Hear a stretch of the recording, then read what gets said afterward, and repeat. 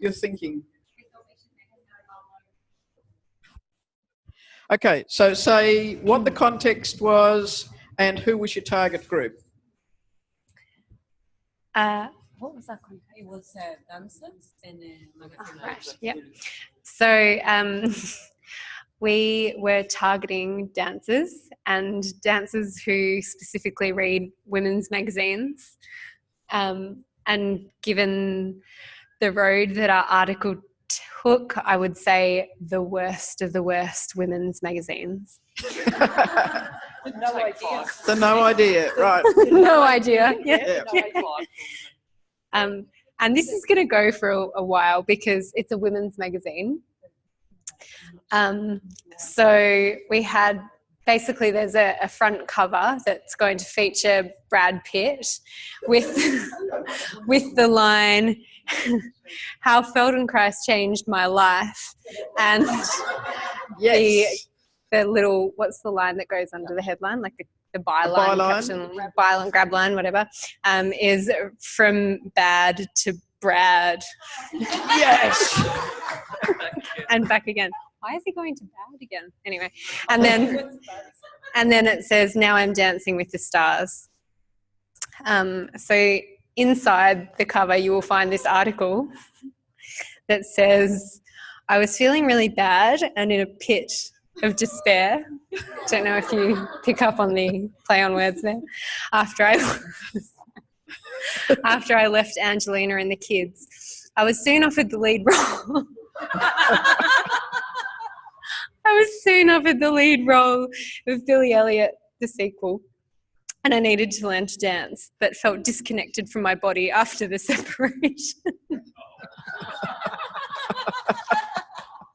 I'm no ballerina, so I had to go to dance classes. Unfortunately, during my first class, I had a serious fall and severely pulled my groin. I tried... This is why our group was laughing so much.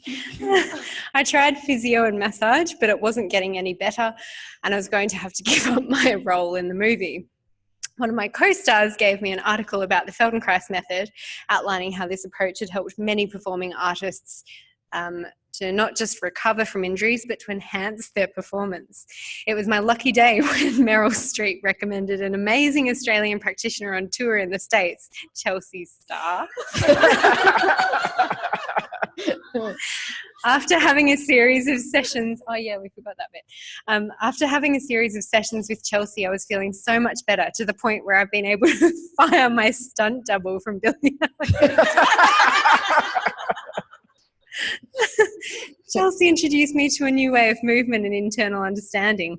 I'm so much more aware now of how I move and have more options available, where I've been able to launch a new career in dance, Dancing with the Stars. I owe my newfound feat and Best Actor Oscar to Moshe Feldenkrais and Chelsea Star. And then there's a picture of Brad looking great. Chelsea will be offering a series of Feldenkrais awareness through movement workshops in Sydney, Brisbane and Melbourne in 2018 with a surprise special guest. To book, phone this number.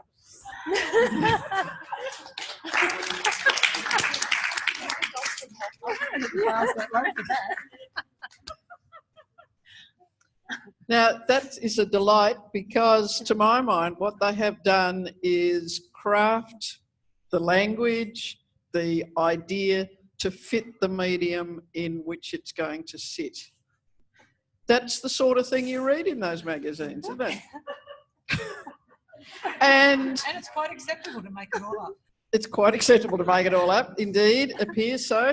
But the people who read those magazines like that style, obviously, and do you think perhaps that they might want to be like the people they read about? Yeah. Do you think that the idea of doing the same workshop that Brad did would appeal? And want a massage. Thank you. Maybe excellent. You could do that for Brad, though. I could. So I think from that description we could actually envisage walking through Box Hill and seeing that magazine on the newsstand and say, there it is! We've made it. Great. Okay, another group, please. How do we beat that? Yeah. Well, you don't, because you're doing something completely different. You starting? Yeah, I'll start. You describe the billboards because you've got the vision. Oh, I've got the vision. Yeah. So we've got music and billboards. Yep. So visualize this. Okay, We're visualise. coming into, where are we coming into? We're coming into Heathcote on the Heathcote. highway. We've got a series of billboards because there's just that and the railway line, and we've got miles of traffic. So we spaced them about 500 metres apart. So we've got a fairly large budget. Mm-hmm.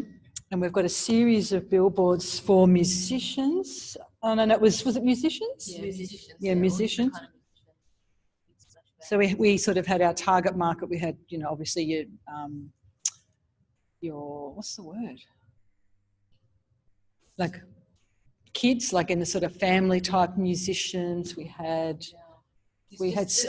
singers. What else we had? Music festival. Yeah, music festival, and then we had just working musicians, didn't we?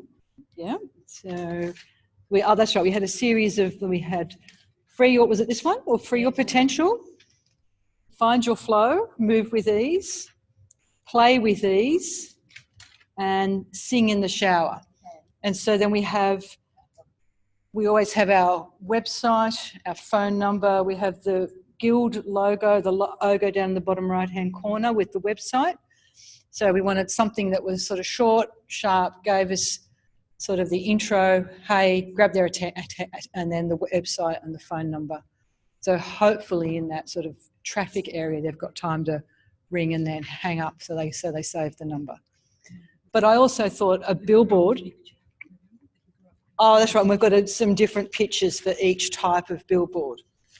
But in my mind, a billboard could also be a sign at a school, because you can often rent those signs in the school, or it could be a vinyl sign on the fence somewhere, on the side of the road. So it doesn't just have to take the sort of sting of a traditional billboard. Yep. Okay, so I was going to all right? ask you specifically that. Where else might this idea of a very brief, clear, attention-catching message or a series of them be useful? Where else could we use that kind of idea? Well, our budget.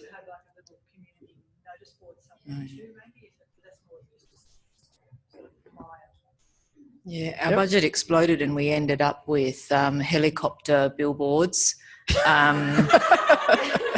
over the top of big music festivals with our website, Music Moves. Yep.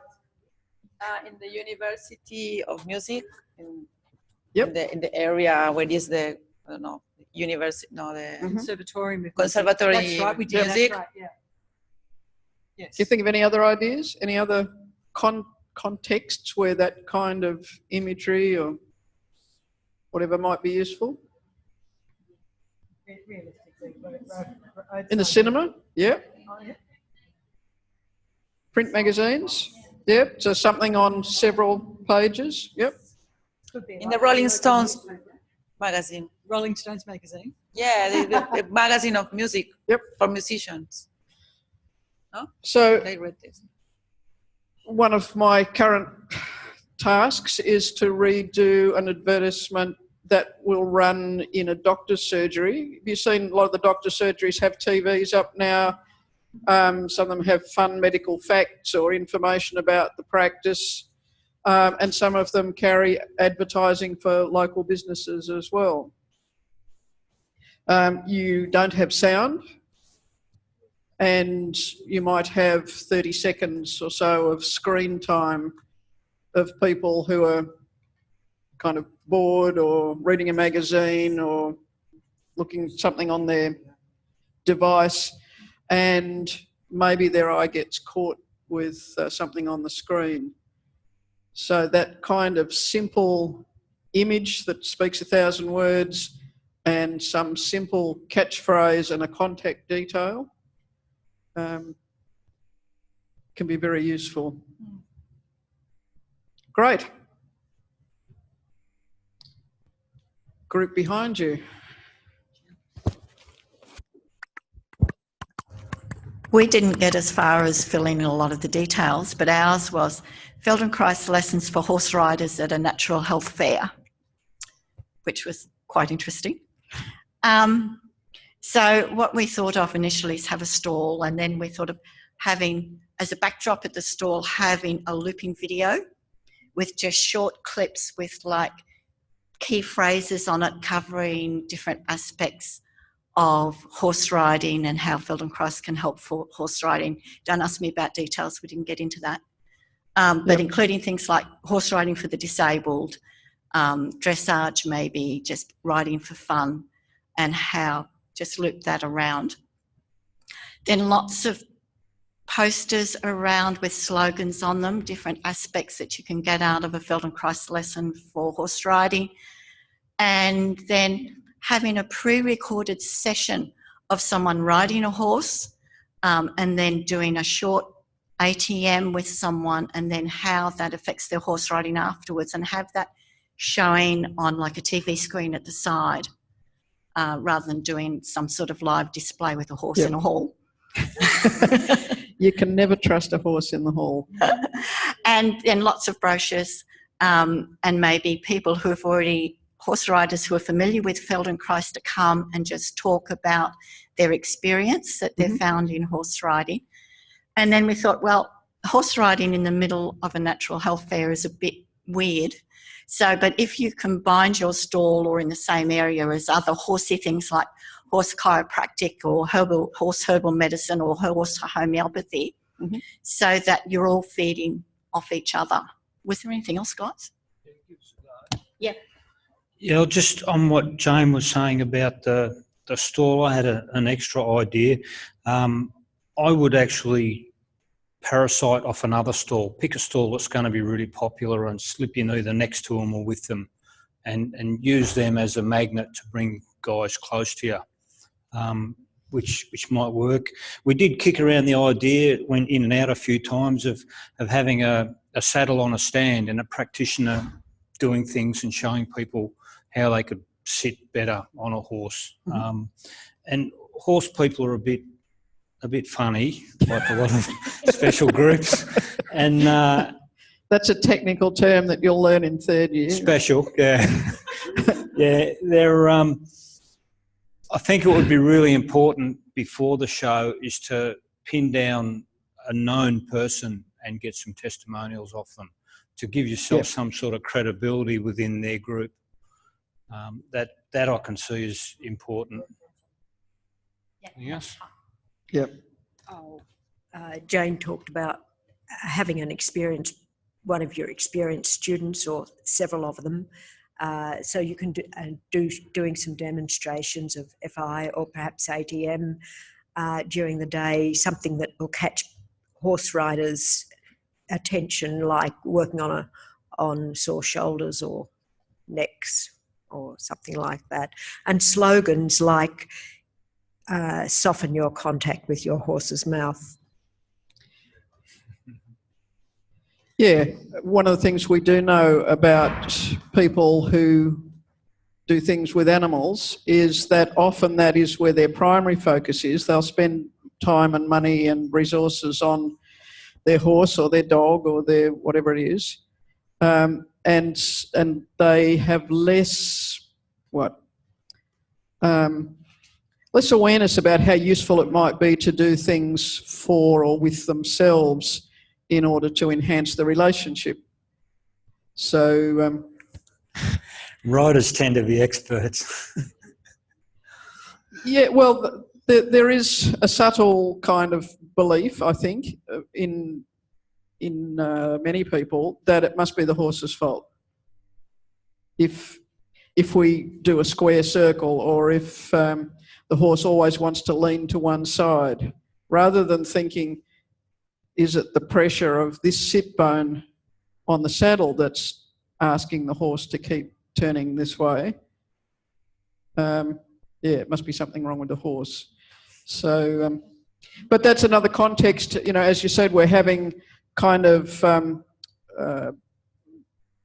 eye-catching imagery with a brief slogan because people are moving past and coming and going. Yep. We No. did talk about too, it's just come back, about using as one of those slogans how to connect with your horse, so have a closer relationship with your horse. Yeah. Yep. And moving away from the rider aspect to the horse aspect. Great. Yeah. And so Helen's example was good because that's the kind of language that makes sense to those people. You know, they talk about being soft with the horse's mouth. So that's kind of nice in linking into our language, having a clear contact but keeping it soft. So finding ways to use the language that makes sense to the people that we're talking to is important.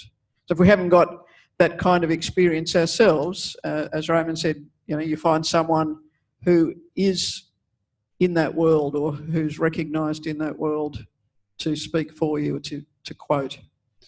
So well done. And having been at quite a number of those alternative festivals over the years, having something that people can try, so to come and sit on a saddle stool or even a chair and have somebody do some hands-on work with them for 10 minutes or so can often give an experience that the words won't. So it's a fun thing to do. Okay, another group.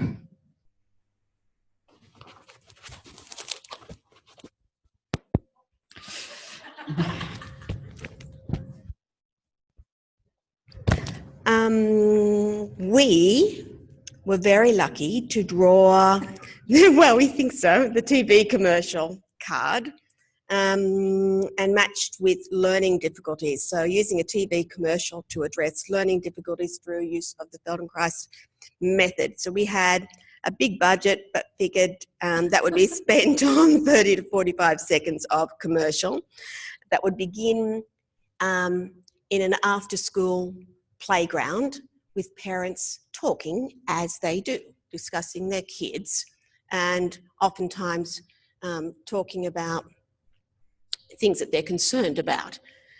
So Philippa came up very creatively with some names. We've got yes, Tyler is having reading difficulties, and Crystal has problems with confidence. And we've got two parents who are talking together with the kids playing in the background. There's the sound of the kids, happy kids playing and on all sorts of equipment. These parents talking about lamenting that Tyler still has problems with reading, that they've tried various things, that there's been interventions of various sorts, programs of various sorts, that Crystal is lacking confidence, and they're obviously upset by that. And along comes another parent who talks about Byron, who has attended some Feldenkrais sessions. So this parent then says, well, you know, have you heard of this? And it has an odd name, something Feldy, can't quite remember, but it wasn't that expensive and it had, you know, pretty quick results. So things are better, things are not perfect, but they're better. And so the parents who are listening seem like, you know, might try that then. There might be something in that. And it goes to a voiceover that gives some of the other details that would be important, talking about things like advances in neuroscience, that it can help with a range of things. You could mention learning difficulties again, you could mention disability, you could mention attention deficit disorder, or you could just say that it has the capacity to help everyone. And then the voiceover would continue with the fact, well, not a fact, but saying it's relatively inexpensive, that was probably a fair thing to say, providing contact details, and saying that the Feldenkrais helped Byron pay attention through using his own movement. Ta-da! That's it. 30 seconds up.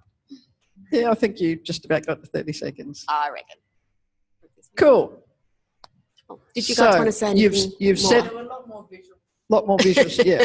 You've set the context so that people can kind of see that without having to say this is about children and about parents being concerned. There you go.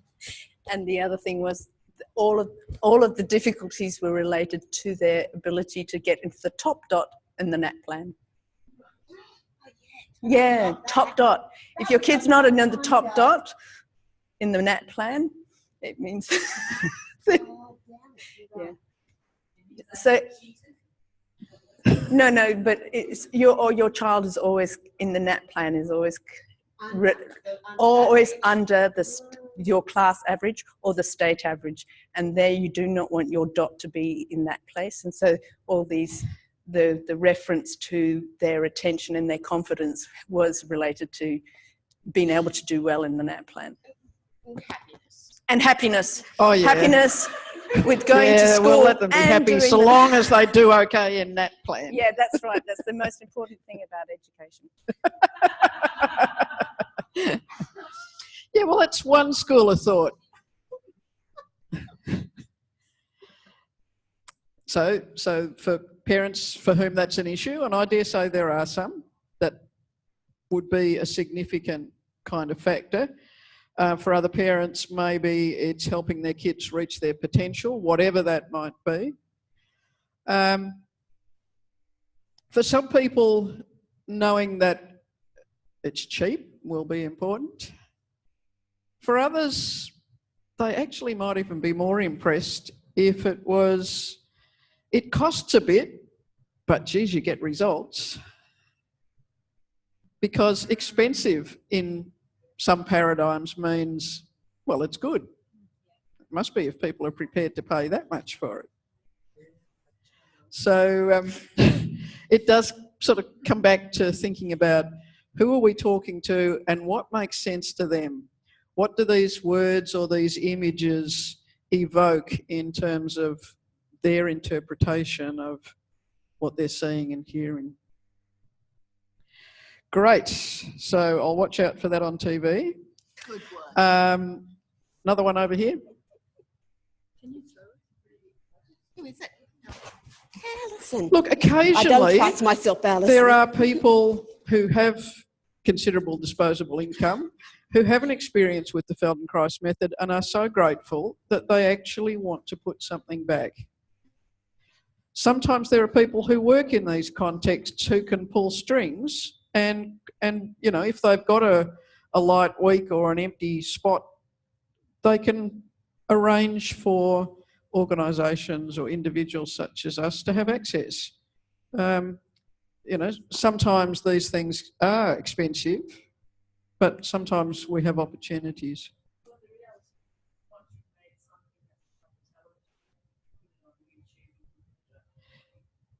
Yeah, I mean, and these days there are many low cost options, as Philip said, YouTube. You can Facebook, your own websites. Yeah, so we don't have to think commercial television budget. Yeah, everybody's got a television in their pocket these days. So, okay, this group. So our two cards were injury, recovering from injury and rehabilitation. That was the people in that situation. That was the group of people. And the medium was a magazine, I think. And we chose to focus on older people. And so our magazine of choice was not Who Weekly, but the COTA, which is Council on the Aging, have a kind of an informational magazine that they put out that has very wide circulation to the thousands of people who are COTA members. And we thought, so we discussed both an article and an ad, and we decided on an advertisement for encouraging people who were experiencing recovery from surgery or rehabilitation to think about Feldenkrais. And our sort of byline was about regain your active life. Don't let injury or surgery stop you returning to your active lifestyle. Now you go. Oh, and we had just had some sort of different pictures of different kinds of activities. So we weren't aiming just at people who were golfers or but so it was just, you know, a range of images of older people being active to just try and have breadth to the audience. And then we were going to have a few other descriptors. Yeah, that was pretty much it. Just like kind of emphasizing what the issue is as the kind of catch, and then aspiring, I guess, what they wish for, which is, you know, live, move, be free of pain. Yeah. And so like Feldenkrais method uses a series of gentle movement with awareness to create new neural pathways towards a desired direction. It was kind of like just a small sentence to do, kind of like leading in. Yeah, we didn't write anything too extensive on that. We're just trying out like new hip, new pattern kind of, you know, kind of thing going on. But yeah, just kind of emphasizing that you can take another avenue. Cool. And I guess, and just adding on to Narayan's advertisement, it was continuing and acquire the best knowledge of how to get you back moving without delay with low-cost Feldenkrais. It is the height of madness to keep moving in your unhelpful way. We will assist you to learn. Oh, we will assist you to unlearn. Now, I don't know. I think I got that a bit wrong, but something like that. Okay, so one of the things that our first group identified really clearly was that in magazines, people love to read about other people. And so if you've got an article, certainly a bit of the expert kind of how this can be useful, but some like little mini case studies or stories about, you know, Fred was 79 and had a stroke, and he, up until then, had been a keen bushwalker and cyclist, and it was an important part of his identity and his reason for staying alive. So this is what he did, or this is his journey to get back to be doing that. And you know, Ethel was 60 when she had a hip replacement, but she noticed that she still walked the way she had when she'd had a sore hip, and she was starting to feel pain in the other one. So here's her story of how she got back not only to walking like she used to when she was younger, she's actually taken up dancing again, or whatever it happens to be, so that people can say, oh yeah, that's a bit like me, or I know someone like that that might benefit from this. Any other thoughts or observations about this whole idea of adapting not only to the target market, but to the context? Now, your billboards and your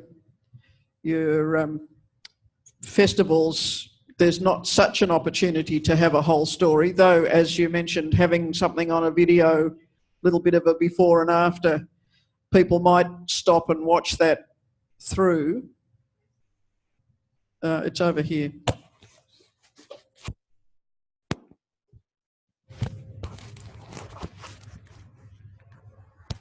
Actually, we had also been over the idea, expanded our ideas that if we had an experienced student or some to work with, that they would be known to a community, presumably that, and preferably they would be part of one of the many at least one of the many horse riding communities,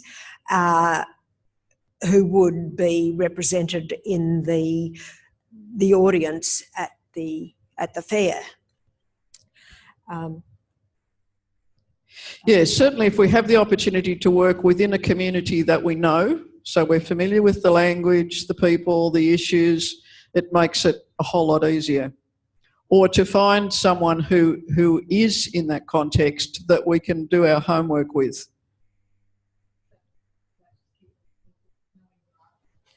Keeping it simple is good, but knowing your market Yeah. What? Yeah. What are you offering? Are you offering?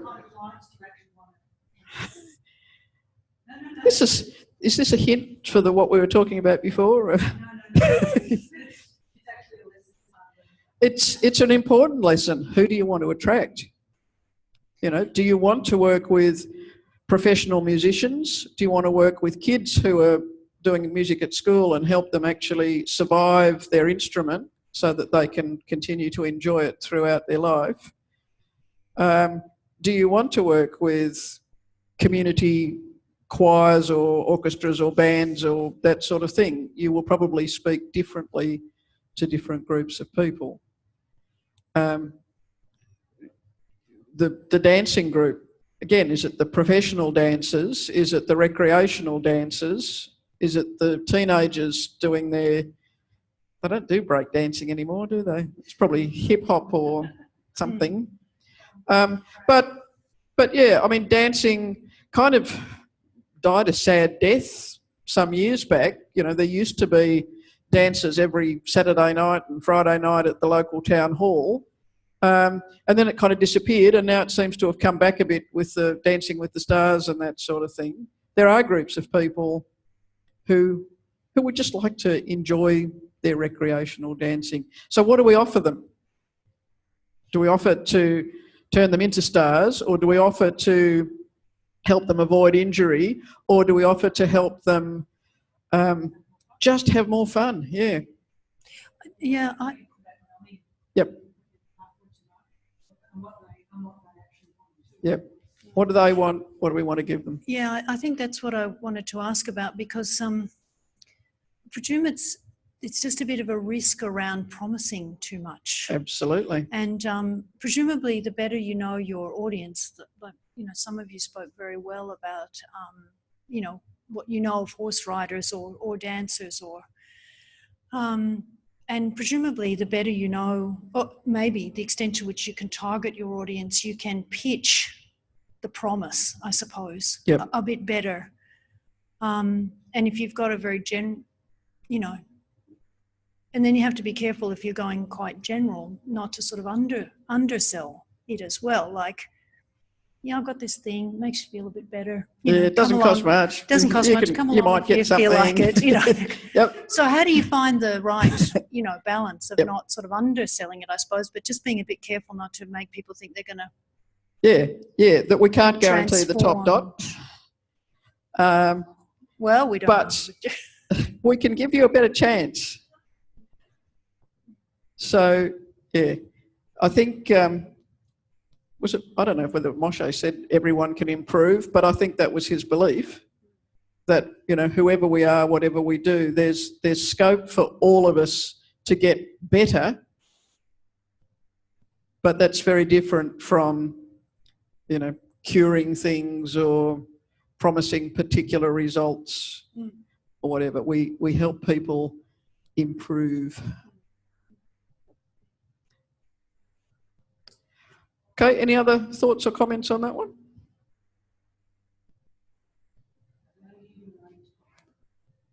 So value your own time. Yes, you should do that.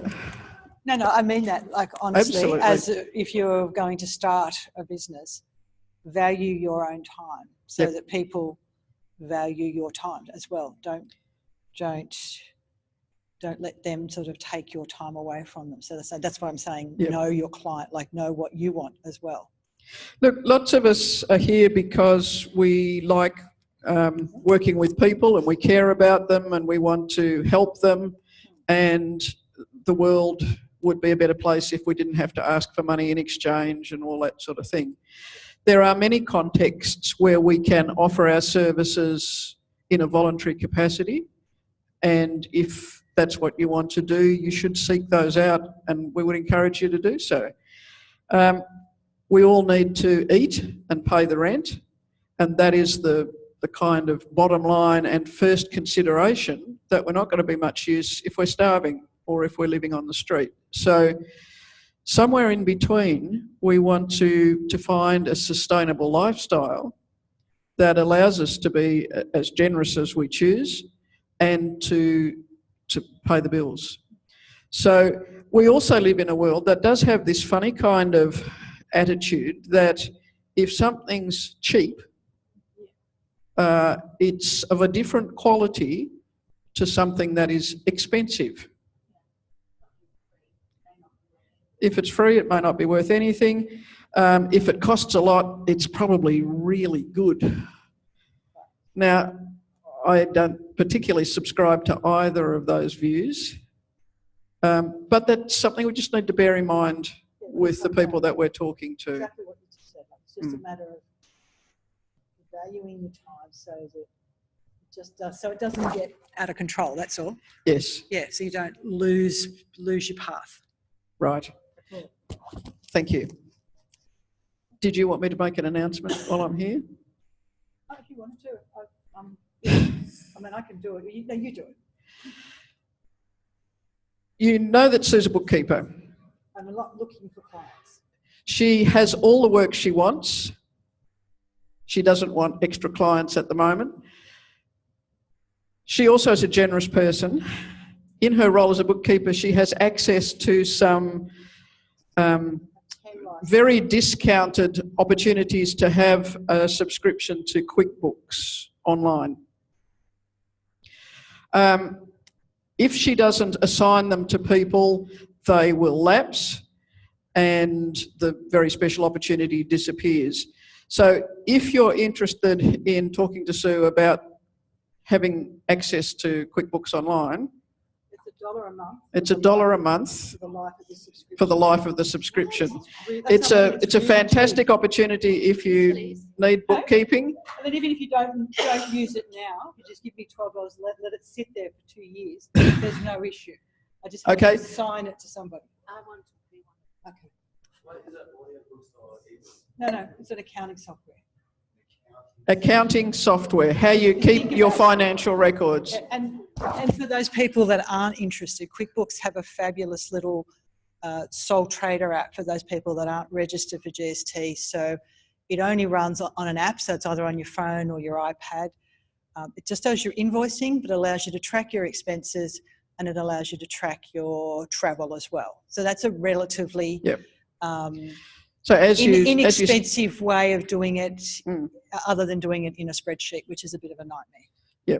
In the good old days, we had books with many columns, and you kind of added them up and hope they balance.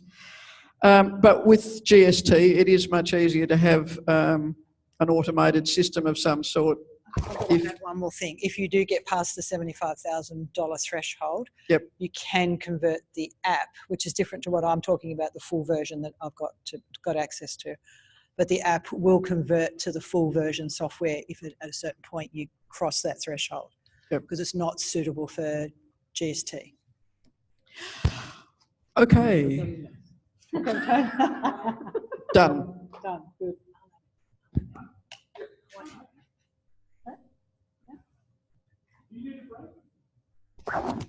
No. How do we turn this off?